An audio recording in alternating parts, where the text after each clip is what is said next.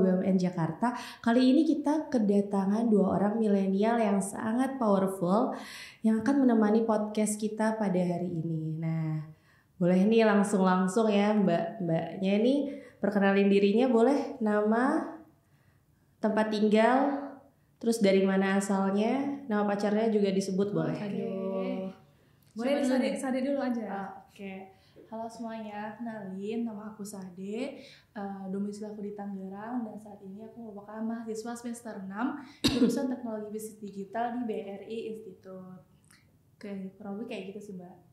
Oke, perkenalkan semuanya, nama aku Jemma Meren Albright Hana Raja Guguk.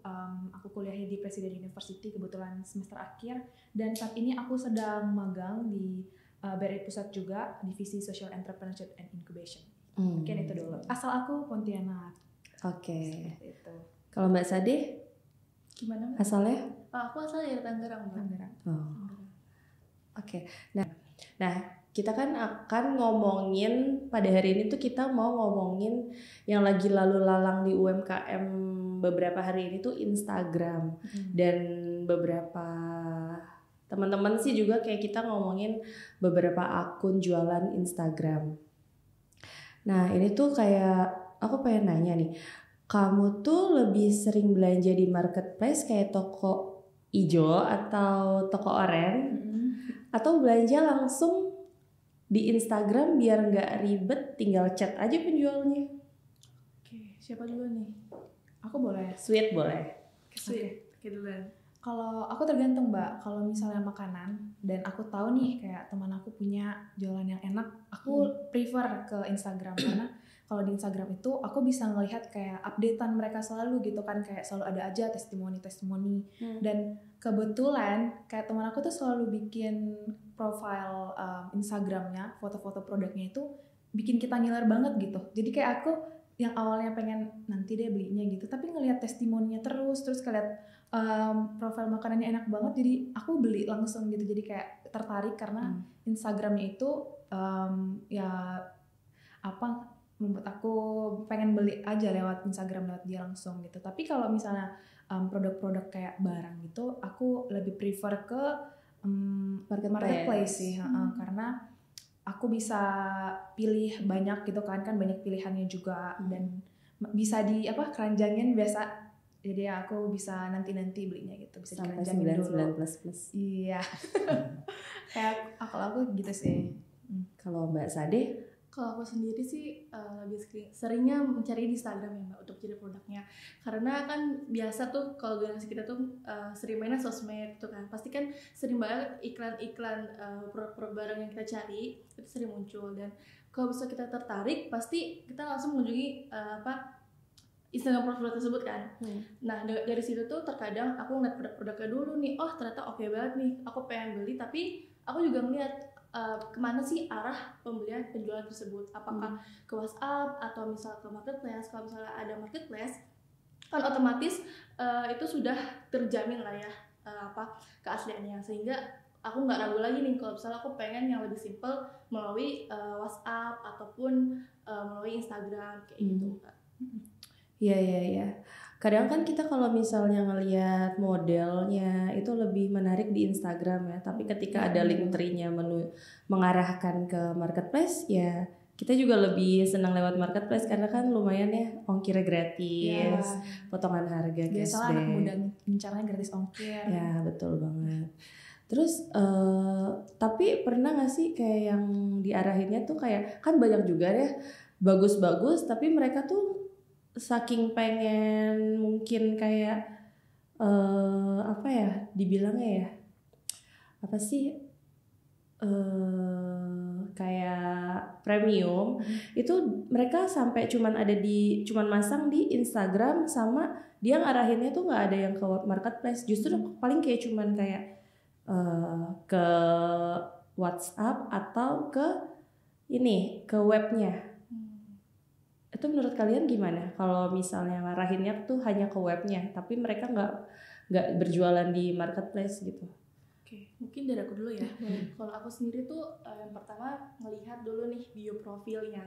Apakah di situ ada alamat tokonya atau misalnya nomor kontaknya. Dan itu juga aku tuh ngelihat aktivitasnya, kayak misalnya followers ini berapa sih. Kalau misalnya followers banyak kan itu bisa mempengaruhi juga kan tingkat kepercayaan kita. Lalu juga misalnya aktivitas profil, kayak misalnya di Instastory tuh mereka sering update ya sih, kayak misalnya testimoni atau misalnya sering ngebalasin DM para pengikutnya untuk membeli produk tersebut. Kurang lebih sih gitu sih Mbak kalau aku. Oke, kalau aku pribadi yang dibilang Sadi juga aku setuju, tapi kalau dia profile di Instagramnya kayak aku lihat adminnya fast respon dan cepat jawab kita, aku juga nggak apa-apa sih kalau misalnya dia nggak punya marketplace tapi emang dia bikin Instagramnya itu aktif, kayak dia fast respon. Aku prefer mau aja sih Mbak kalau belanja di Instagram seperti itu, asalkan aku udah kayak menganalisis dulu nih Instagram ini yang tadi aku bilang udah aktif juga, terus pernah beberapa kali mungkin bikin testimoni dan juga dia bikin produknya itu di foto dengan baik sehingga kita tuh customer juga punya ketertarikan sendiri dari ngelihat gambar produknya itu. Kayak gitu sih aku. Jadi nggak apa-apa ya kalau misalnya mereka nggak main marketplace tapi mereka menunjukkannya ke webnya masing-masing gitu ya. Tapi pernah nggak sih kayak kalian tuh belanja langsung di Instagram tanpa melalui marketplace? Sedangkan yang kita tahu kalau kayak gitu kan keamanannya kurang terjamin ya, gitu. Benar-benar.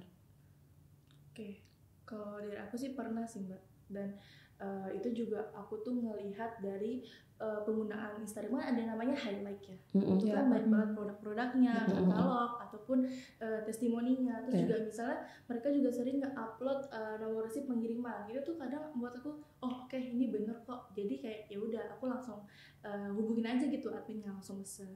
Gitu sih Kak. Ya saya setuju sama Sade. Jadi walaupun mereka nggak ada marketplace, tapi tampilannya menarik, terus di highlightnya itu jelas, testimoni, terus produknya sama apa tadi struk apa? Nomor resi pengiriman. Oh, nomor resi pengiriman. Oke. Ya sih, lumayan membuat kita percaya ya. Aku mau nanya nih, menurut kalian penting nggak sih desain dalam feed Instagram untuk sebuah penjualan? Oke. Nah, aku dulu kali ya, Mbak. Nah, menurut aku untuk desain di feed itu sendiri penting, tapi itu sebagai pendukung lah. Karena ketika aku memposisikan diri aku sebagai customer nih, ketika aku melihat sebuah profil Instagram, sebuah shop gitu, dan aku ngelihat dia rapi gitu Mbak, di highlightnya dia bikin sistem pembelian, terus kayak misalnya ada juga frequently asked question atau FAQ yang biasa ada ditaruh di highlight, kemudian ada kayak highlight khusus buat testimoni, itu membuat nilai plus tersendiri gitu bagi si shop. Dan pastinya customer ketika melihat kemudahan itu membuat ya ketertarikan sendiri sih. Apalagi aku pribadi karena aku agak detail nih kalau misalnya tentang Instagram shop yang aktif dan juga punya highlight yang rapi gitu, aku cepat tertarik dan mungkin pasarnya itu aku deh gitu. Karena ya kalau aku pribadi sih gitu sih Mbak, penting menurut aku. Kalau Mbak Sade? Aku kurang lebih sama ya jawabannya kayak Merlin. Cuman aku mau nambahin aja. Selain desain konsep itu juga terlihat dari pengaturan warnanya mungkin kan. Jadi warnanya itu harus sama semua, seimbang, ataupun penggunaan produk fotonya yang mungkin bisa menggiurkan. Misal kan kalau makanan ini rata-rata kan harus kayak wow banget gitu ya, maka desain-desainnya itu harus yang menggairahkan untuk pembeli ini tuh kayak membeli produk kita gitu kan. Terus juga misalnya tuh selain dari desain-desainnya itu juga berpengaruh terhadap konten-kontennya. Misal nih kita mau beli terkait dengan makanan berhubungan makanan basah gitu kan Mbak. Misalnya ada namanya seblak instan, pasti kan itu perlu tata penggunaan, cara penyimpanan, pengemasan gitu kan. Itu kan juga pasti perlu banget ada di konsep desain feed kita gitu Mbak. Jadi kurang lebih sih sama kayak Merli jawabannya. Iya.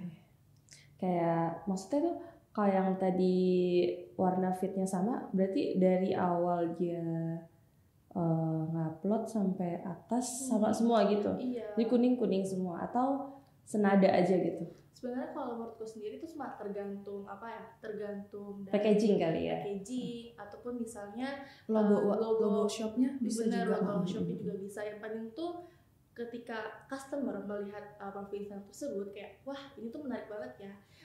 Ketika dilihat tuh mata tuh kita nggak terganggu dengan warna-warna yang kontras ataupun elemen-elemen yang agak mengganggu, kayak misalnya kurang keseimbangan antara gambar dengan tulisan itu juga agak kurang mbak ya kalau misalnya kita lihat gitu.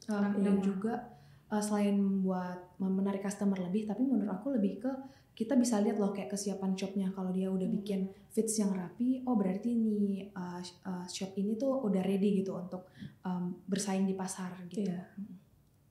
Biasanya kalau makanan itu fotonya pasti kalau yang detail banget dari kuah, bumbu sampai makanannya tuh yang lebih menarik ya.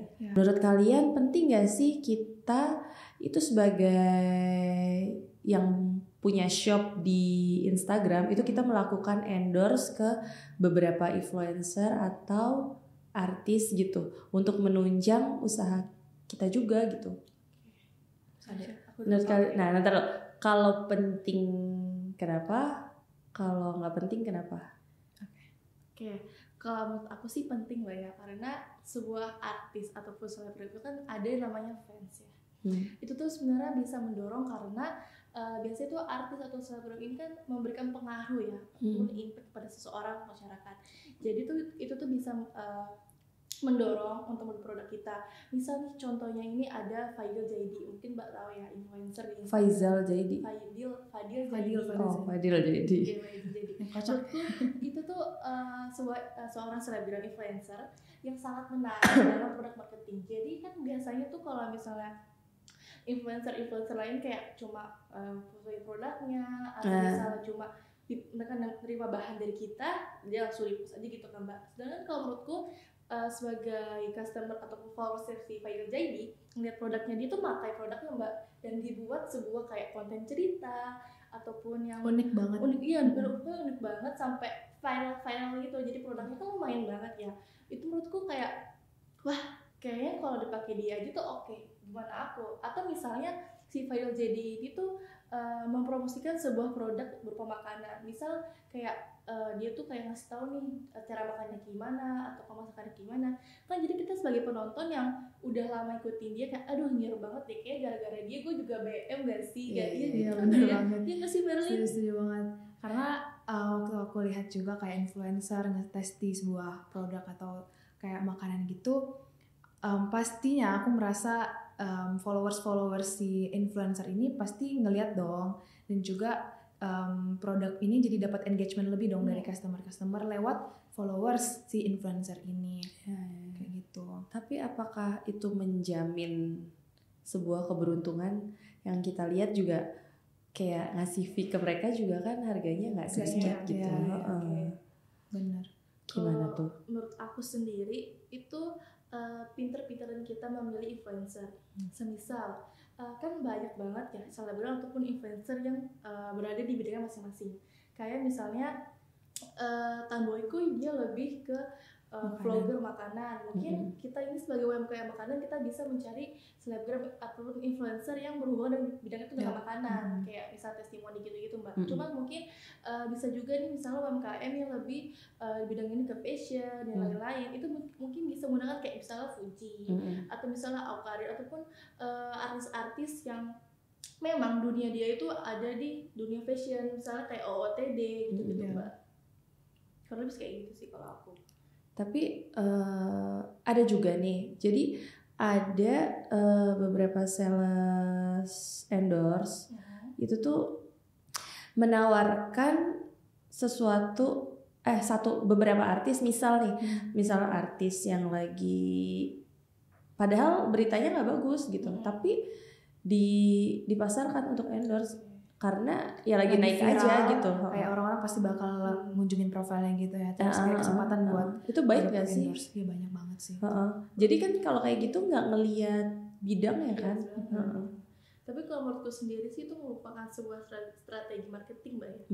Yang kayak orang-orang tuh lagi terpaku sama dia, jadinya malah gue ikutan hypes gitu loh. Jadinya si produk ini tuh lagi endorsein dia loh, aku mau ya, terus nanti dicek-cekin lagi nih akun Instagram produk UMKM-nya atau produk usahanya, itu juga sebenarnya berpengaruh terhadap engagement di akun Instagram profil UMKM tersebut, gitu sih Mbak kalau menurut aku. Iya.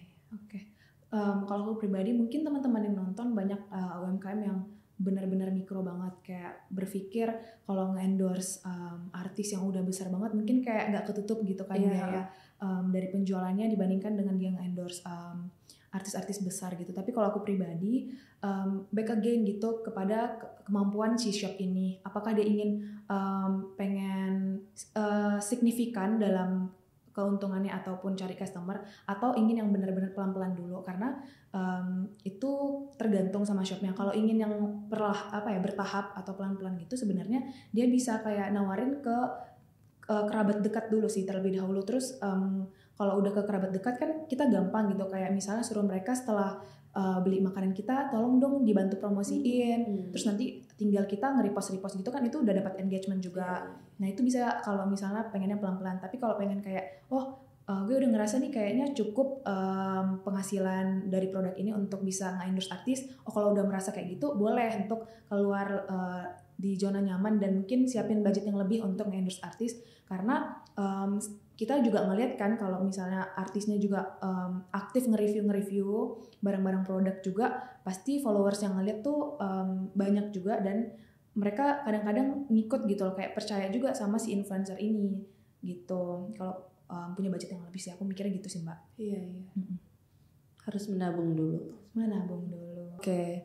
Jadi intinya Instagram ini sebenarnya bagus kalau emang si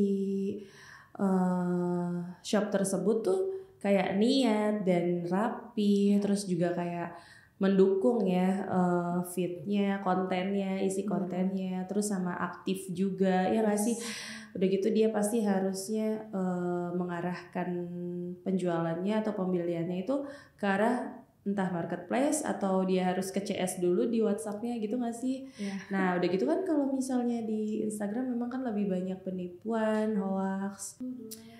Oke, jadi dari semua ini kita udah ambil intinya tuh bahwa Instagram ini baik untuk shop, untuk berjualan, asalkan jelas penjualannya di mana, pembayarannya seperti apa, pemesanannya juga seperti apa.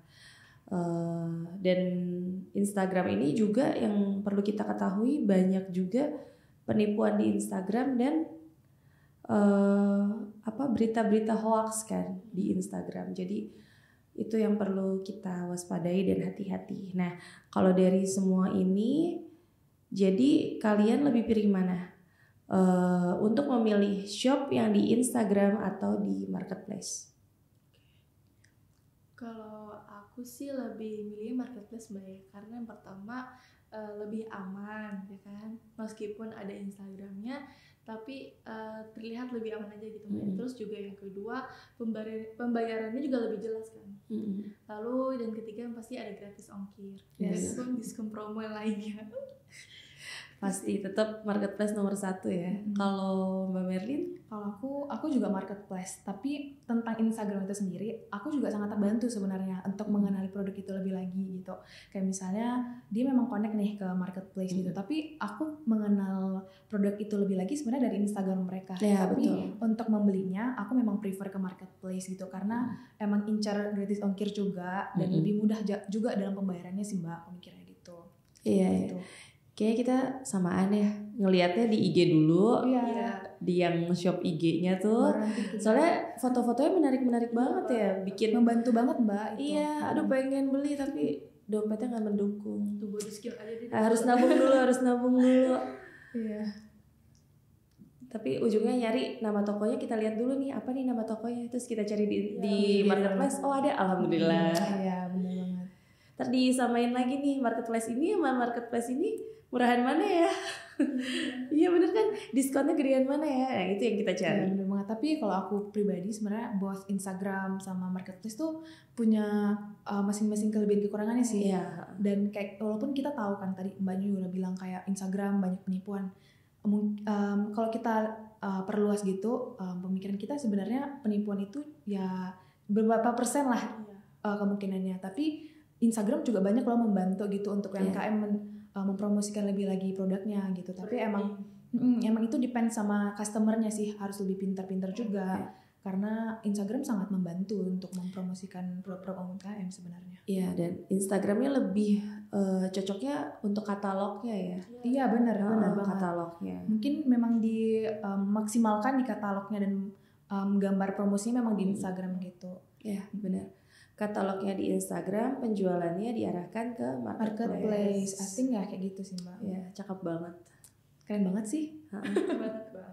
Oke, kalau kayak gitu kayaknya pertanyaanku cukup kenyang dengan jawaban yang kalian berikan tentang Instagram dan marketplace pada hari ini ya. Mungkin sobat Rumah BUMN juga bisa mengambil manfaat dan ilmu yang hari ini kita obrolin, yaitu Instagram, kekurangannya dan kelebihannya. Oke, sampai jumpa di podcast Rumah BUMN Jakarta berikutnya. Dadah.